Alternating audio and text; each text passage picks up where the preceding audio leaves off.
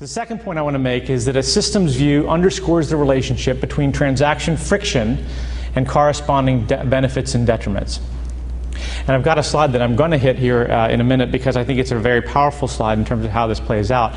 But the thing that I would like to point out here is that, as I mentioned earlier, the way that you have to move your capital is very, very cumbersome.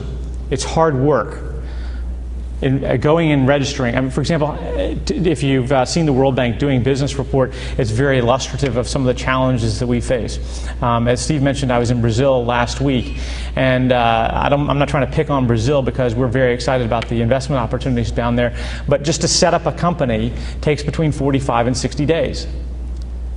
In most U.S. cities, you can do that in an hour or two.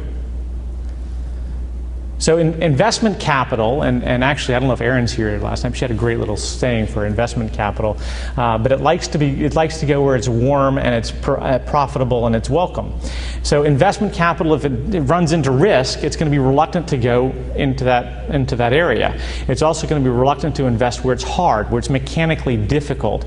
There are too many other investment opportunities competing for the attention of the investor for it to make sense, to invest a tremendous amount of energy just in simply the mechanics of the investment. So again, and it's not just big countries, I mean it's not small countries or developing nations where this is a problematic. It can be very developed countries, right? The way the tax rules work in some countries, I have to pay my tax in advance, but it might be a year before I get that money back. So I've got stranded capital. And as a small business, that's very, very cumbersome. It's very difficult. I can't afford, because it's a hit on my free cash flow, I can't afford not to have access to that money for a year. Because, oh, by the way, the taxing authorities aren't giving me interest on that. They're just keeping it, and they'll get around to giving it back when they determine that it's appropriate for them. It's not in our interests. I'll also tell you that it's a lot easier as a small company to invest in a foreign country because of the decision-making process inside of that company than it is for a large company. Think about the investment decisions. So when I was with EDS, I can remember trying to persuade the many, many layers of management that a particular investment thesis was the right thing to do. It took months. And then, if you were successful in getting through the internal machinations, you could then go deal with the external machinations. As a small company, you're a lot more nimble and you can make those decisions. And as a small investment company, you're even faster yet. It doesn't mean you take unnecessary risks, but it means that the number of decision makers you have to go through is far simpler. So then you have to simply deal with the barriers. And what I mean by why I raise that point is that this whole story can't be simply about large governmental organizations or NGOs and large multinationals.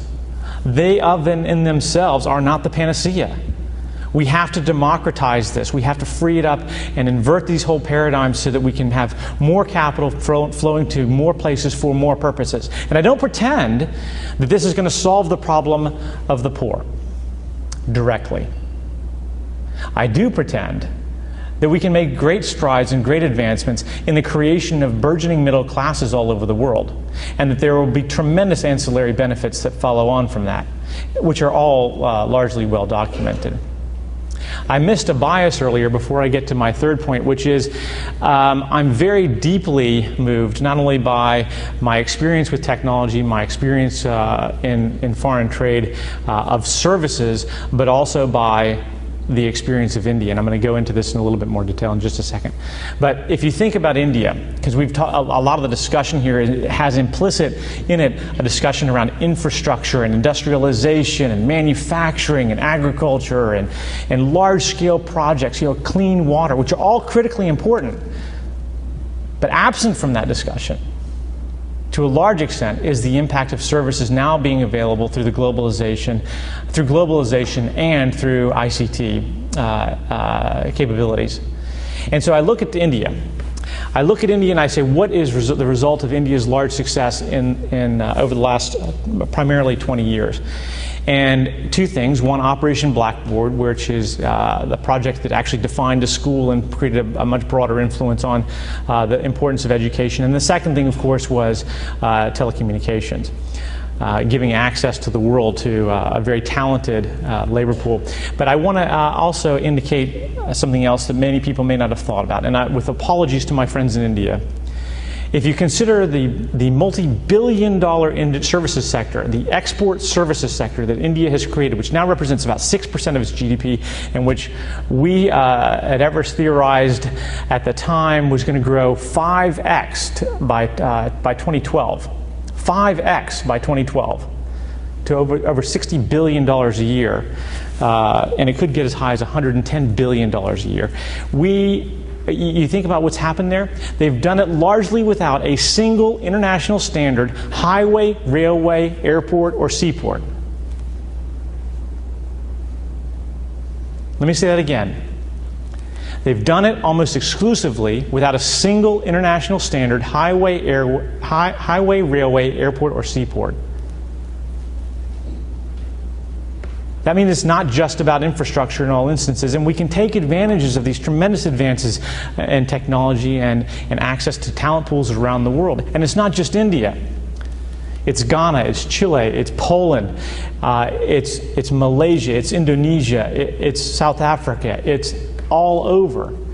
And what you're just looking for is to tap into pools of talented labor around the world. And so the conversation going on today in large organizations is not, how do I create a new domestic market for my goods? That's a part of the conversation. So Kimberly-Clark obviously is very concerned about that, and Procter & Gamble is very concerned about that. But they're also having a dialogue about how can I create, or how can I tap into, how can I create an export market, a micro-export market for my goods and services that I need for my back office? So I'm now thinking, if I'm Kimberly-Clark or P&G, I'm now thinking, I need some accountants. Where am I going to go? Is it going to be Dallas or Chicago or New York? Unlikely. It's too expensive. It's going to be Wrocław, Poland versus Kolkata, India versus Buenos Aires.